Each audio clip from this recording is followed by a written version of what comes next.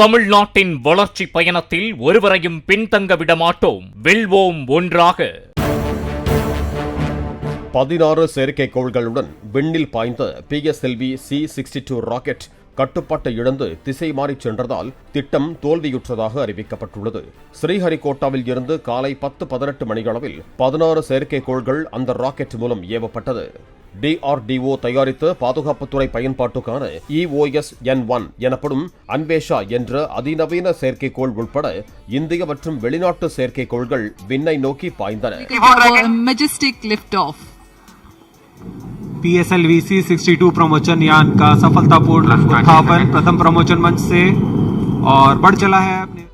முதன்மை செயற்கைக்கோளான EOS-N1 தரையில் இருந்து 505 கிலோமீட்டர் தொலைவு கொண்ட சூரிய ஒத்திசைவு சுற்றுப்பாதையில் நிலைநிறுத்தப்பட இருந்தது. இந்த நிலையில் 3வது நிலை பிரிவின் போது ராக்கெட் திட்டமிடப்பட்ட பாதையை விட்டு விலகிச் சென்றதாக இஸ்ரோ அறிவித்துள்ளது. ராக்கெட் ஏவப்பட்ட முதல் 2 நிலைகள் வெற்றிகரமாக அமைந்தாலும் 3வது நிலை தொடங்கிய பிறகு கட்டுப்பாட்டு மையத்திற்கு வரும் சிக்னல்களில் சிக்கல் ஏற்பட்டுள்ளதாக தெரிவிக்கப்பட்டுள்ளது.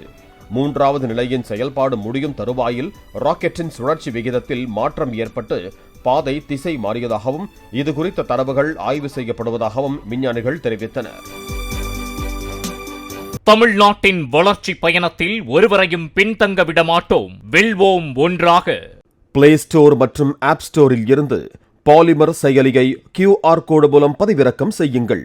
செய்திகளை உடனுக்குடன் பெறுங்கள்.